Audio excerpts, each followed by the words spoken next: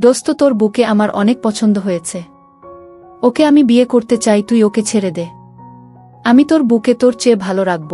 তুই তো তোর বুকে সময় দিতে পারিস না, আমি তোর বুকে বিয়ে করে সবসময় সময় দিব গো। সিহাব তার একমাত্র বেস্ট ফ্রেন্ড রিয়াজের মুখে এমন কথা শুনে চমকে উঠল। সে ভাবতে পারছে না রিয়াজ তাকে এমন কথা কোনোদিন বলবে। সিহাব কোনো উত্তর না দিয়ে চলে আসতে লাগল। রিয়াজ পিছন থেকে বলতে লাগল, আমি তোর বেস্ট ফ্রেন্ড, আর তুই আমার কোনো আবদার ফেলতে পারিসনি, আর আমি জানি এটাও ফেলতে পারবি না। সিহাব চোখ বন্ধ করে ফেলল। সিহাব চিন্তিত মুখে বাসায় ঢুকল।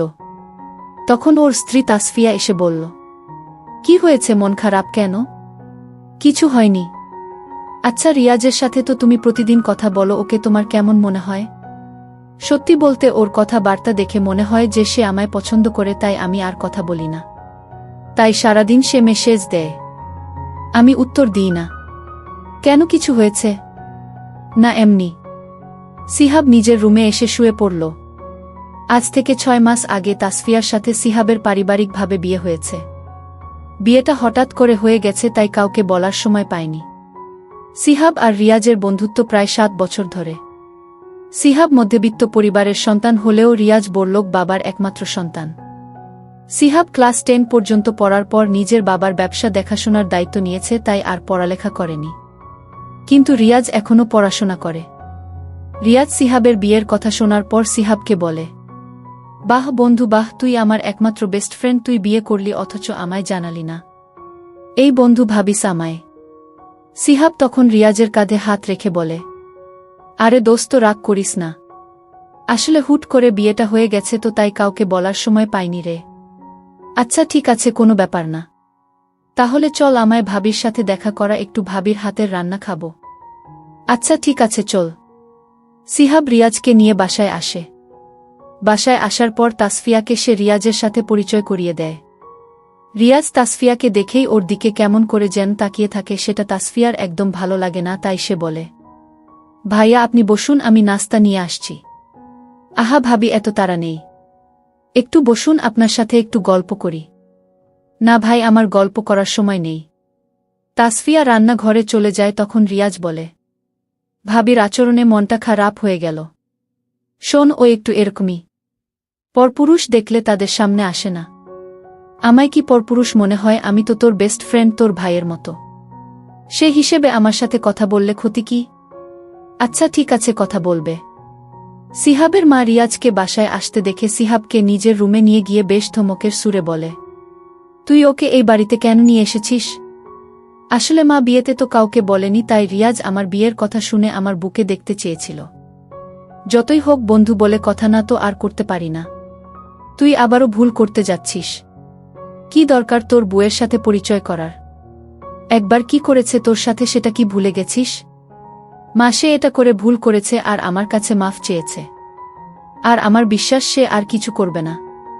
তোর এই সহজে মানুষকে বিশ্বাস করার ব্যাপারটা তোর বিপদ ডেকে নিয়ে আসে। যা পারিস কর। সিহাব ওর মায়ের রুম থেকে বের আসতেই তাসফিয়ার মুখোমুখি হল। তাসফিয়া বলল, কি হয়েছে মা, কি যেন বলছিল? তেমন কিছু না, চলো। সিহাব কিছু না বলায় তাসফিয়া আর কথা বাড়াল না। তাসফিয়া রান্না করতে চলে গেল। তাসফিয়া খাবার রান্না করে নিয়ে আসে। রিয়াজ খাবার খাচ্ছিল আর তাসফিয়ার রান্নার প্রশংসা করছিল। সেদিন রিয়াজ বাসায় যাওয়ার পর শুধু তাসফিয়ার কথা ভাবতে থাকে। তার চেহারা বারবার রিয়াজের চোখে ভাসতে থাকে। এক মুহূর্তে ভুলে যায় যে তাসফিয়া একজন বিবাহিত মেয়ে, তাও সে তার বেস্ট ফ্রেন্ডের স্ত্রী। রিয়াজ ফেসবুকে ঘোরাঘুরি করছিল, এমন সময় তাসফিয়া তারিন নামের এক মেয়ের আইডি চোখে পড়ে। রিয়াজ আইডি ঢুকে মিউচুয়াল ফ্রেন্ড লিস্টে সিহাবকে দেখে বুঝে যায় এটাই তাসফিয়ার আইডি। রিয়াজ তাসফিয়ার আইডিতে রিকোয়েস্ট পাঠায়, কিন্তু তাসফিয়া কোনো রেসপন্স করে না। তখন রিয়াজ ইনবক্সে নিজের পরিচয় দেয়। তাসফিয়া তখন সিহাবকে বলে, তোমার ফ্রেন্ড আমার আইডি মেসেজ দিয়েছে, কি করব? কথা বলিও, তবে নিজে থেকে মেসেজ দিবে না। সেটা তো কখনোই করব না। আমার তো তুমি ছাড়া আর কারো সাথে কথা বলতে ইচ্ছা করে না। সিহাব হেসে উঠে তাসফিয়াকে জড়িয়ে ধরে ওর কপালে চুমু দেয়। তাসফিয়া তখন বলে, আমি ফেসবুক চালাই, শুধুমাত্র গল্প পড়ে সময় পার করি। এছাড়া আমি আর কারো সাথে কথা বলি না। তুমি আমার আইডির পাসওয়ার্ড রাখতে পারো, সমস্যা নেই। আমি আমার বুটাকে বিশ্বাস করি। আমার বউ আমায় ছাড়া আর কাউকে ভালোবাসতেই পারে না। হি হি, ঠিক বলেছ। যখন আমাদের বাবু হবে তখন আর এসব চালাবো না। তখন বাবুকে নিয়ে সময় পার করব। খুব শীঘ্রই তোমার সে আশা পূরণ হবে ইনশাল্লাহ। তাসফিয়ার মুখে লজ্জার ভাব দেখা যায়। এভাবে চলছে দুইজনের মিষ্টি ভালোবাসার দিনগুলো। তাসফিয়া প্রতিদিন সিহাবের বাসায় আসার অপেক্ষা করতে থাকে। এই অপেক্ষা করার বিষয়টা তাসফিয়ার খুব ভালো লাগে। দিন শেষে যখন সিহাব বাসায় ফিরে আসে তখন তাসফিয়ার মনে হয় এই মুহূর্তে ওর দীর্ঘ সময়ের অপেক্ষার অবসান হল। সিহাব বাসায় এসেই তাসফিয়াকে একবার জড়িয়ে ধরে কপালে একটা চুমু দেয়। সিহাব বলে তার এই কাজটা নাকি তার সারাদিনের ক্লান্তি দূর করে দেয়। তাসফিয়া নিজেও তো এমনটাই চায়। এরপর বাকি সময়টুকু দুইজন হাসি ঠাট্টা দুষ্টুমি আর গল্প করে কাটিয়ে দেয়। রিয়াজ প্রতিদিন তাসফিয়ার সাথে মেসেজে কথা বলে। তাসফিয়া বেশ ভদ্র হবে ওর মেসেজের রিপ্লাই দেয়। রিয়াজ তাসফিয়াকে বলে, ভাবি আপনার সাথে না সিহাবকে মানায়নি? কেন? আরে ভাবি বুঝো না, সিহাব দেখতে শ্যামলা আর তুমি হলে ধোবদবে ফর্সা। তোমার সাথে কি ওর মানায়? তোমাকে বরং কোনো এক রাজপুত্রের সাথে মানায়। হাহাহা, তাই নাকি? আল্লাহ ওর জন্যেই আমাকে সৃষ্টি করেছে, তাই তো আমি ওর হয়েছি। কিন্তু তারপরেও তোমার উচিত ছিল ওকে বিয়ে না করা। আমি যদি তোমায় পেতাম তাহলে সবসময় রাজরানী করে রাখতাম। তুমি একটা বিয়ে করো, তারপর তাকে তুমি রাজরানী করে রেখো, কেমন? আমায় এসব না বললেও চলবে। আমি এভাবে অনেক ভালো আছি। রিয়াজ বিভিন্নভাবে তাসফিয়াকে ইমপ্রেস করতে চায়, কিন্তু তাসফিয়া আগের মতোই থাকে। ওর কোনো কথা গায়ে মাখে না। রিয়াজ তাসফিয়াকে বলে, আচ্ছা ভাবি, সিহাব তো সারাদিন বাইরে গাধার মতো খাটে।